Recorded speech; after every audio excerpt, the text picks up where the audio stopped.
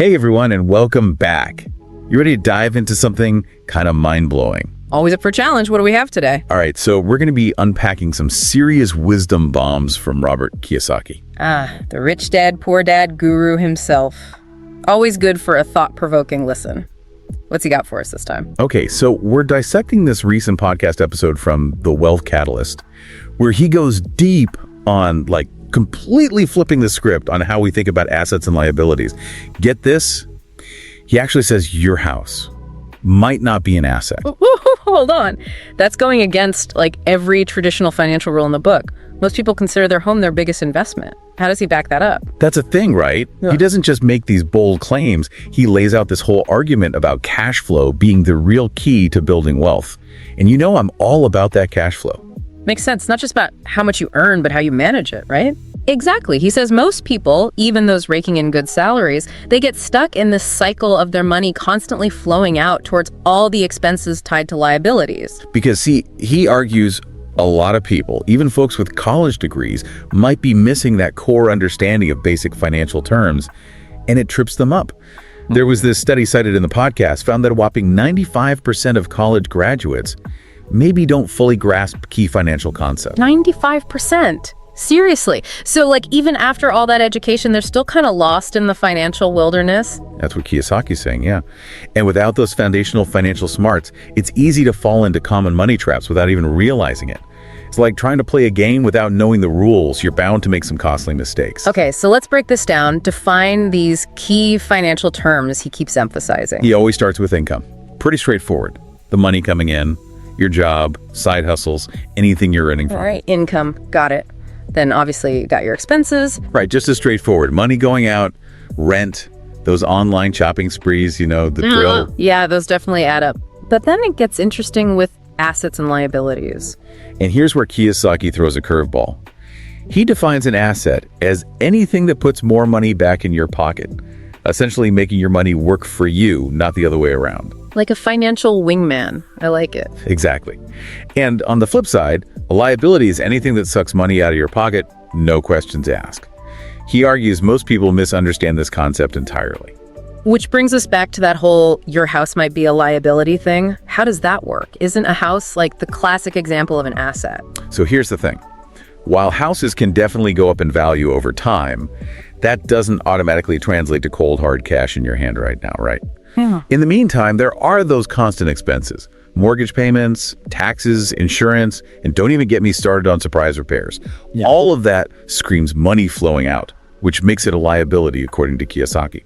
Okay, so even though it's this big, tangible thing we think of as an investment, it might not be working as hard for us as we think. Exactly. And what's more, Kiyosaki wants us to look at everything we own this way. Your car, those designer shoes, even some investments. Are they truly assets making you money, or are they secretly draining your finances? So it's all about being really honest with ourselves about where our money's going and why. Exactly. Yeah. And then shifting our mindset to focus on acquiring assets that actively contribute to our financial growth.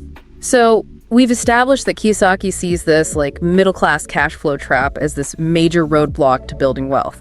But the good news is he actually offers us a way out. Right. It's not all doom and gloom. Yeah. Kiyosaki's big on empowering people to take control of their financial lives. Which makes me think about those income-generating assets we touched on earlier. Exactly.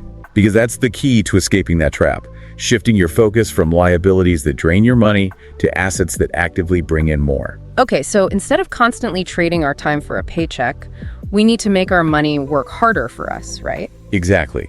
It's about creating a system where your money generates more income, even while you're sleeping or, finally taking that vacation you've been putting off. And that's where passive income comes into play. Passive income, tell me more. That sounds like the dream, honestly. Right. And it's not just a pipe dream, it's totally achievable. In the podcast, Kiyosaki gives some solid examples of assets that can help you build that passive income stream. Okay, so spill the beans. What are some of his go-to income-generating assets? Well, one that he always comes back to is rental properties. The basic idea is you buy a property, rent it out, and that rent money becomes your passive income. So instead of blowing your savings on a fancy car that loses half its value the second you drive it off the lot, You're putting your money into something tangible, something that can actually generate income for years to come. You got it. It's about playing the long game, thinking about long-term wealth instead of those instant gratification purchases. And it's not just real estate, right? Nope. Kiyosaki is also a big advocate for the stock market, specifically dividend-paying stocks. You're basically buying a tiny piece of a company and sharing in its profits. It's like having your money work for you in multiple ways, even if it starts small. Exactly. Every little bit adds up over time. And Kiyosaki doesn't stop there. He's also big on entrepreneurship, building something from scratch. Now, I'm not going to lie, starting a business sounds kind of terrifying to me, to be honest. Oh, I get it. It's definitely not for everyone. But Kiyosaki argues it can be incredibly powerful, creating something of value, potentially building an asset you could sell down the line, being your own boss. It's all about leveraging your unique skills and resources to create a system that works for you. So it's about investing in yourself, too, not just in the traditional sense, but investing in your financial education, your ability to make smart money moves. 100%. Kiyosaki is always stressing that you don't need some fancy MBA to become wealthy. You just got to be willing to put in the time, learn the rules of the game. It's like learning any new skill, right? The more you put in, the more you get out. Speaking of learning, I gotta say, that whole people as liabilities thing kind of threw me for a loop. Can we unpack that a bit more? Of course. Now, before anyone freaks out, Kiyosaki isn't saying to treat people like financial burdens or anything like that, okay? He's urging us to be real about the financial implications of our relationships. So it's about having some honest conversations, maybe some tough ones, but necessary ones. Like thinking about the financial responsibilities that often come with family, with having kids, for example. Yeah, like kids are amazing, obviously, but they definitely come with costs. Diapers, daycare, education, it all adds up. And it's not just children. Kiyosaki also talks about caring for aging parents, something many of us will face at some point. And those costs can be significant. And then there are things like divorce, which, let's be honest, can be a financial earthquake. Exactly. It's not just an emotional roller coaster. There's a whole financial side to it. Legal fees, alimony, maybe even having to split assets. Kiyosaki's point isn't to scare anyone, but rather to encourage us to be financially prepared, even for life's curveballs. So being on the same page financially can actually strengthen our relationships, not tear them apart. Absolutely. It's about being responsible, making informed decisions today to protect your financial well-being and the well-being of your loved ones down the line. So much to think about. Kiyosaki really throws down the gauntlet when it comes to our financial habits, doesn't he? Totally. He's all about shaking things up, making us question those deeply ingrained beliefs about money and wealth. Definitely got the gears turning up here. But let's make sure we give our listeners some solid takeaways, some actionable steps they can start taking today. Well, it all starts with that financial literacy, right? Kiyosaki's a broken record about that, and for good reason. Understanding those fundamental concepts, income, expenses, assets, liabilities, that's the bedrock of building wealth. So, step 1, know where your money's going, track it, analyze those spending habits, no more burying your head in the sand. Exactly. And once you have a clearer picture, you can start shifting things around, making your money work for you, not the other way around. Which brings us back to those income-generating assets. We talked about rental properties, dividend-paying stocks, even starting a side hustle. Right. It's about diversifying those income streams, thinking long-term. And honestly, even if it feels overwhelming, even small steps in the right direction can make a huge difference over time. I think a lot of people get stuck in that all-or-nothing mindset. It's like, oh, I can't afford a rental property right now, so why bother?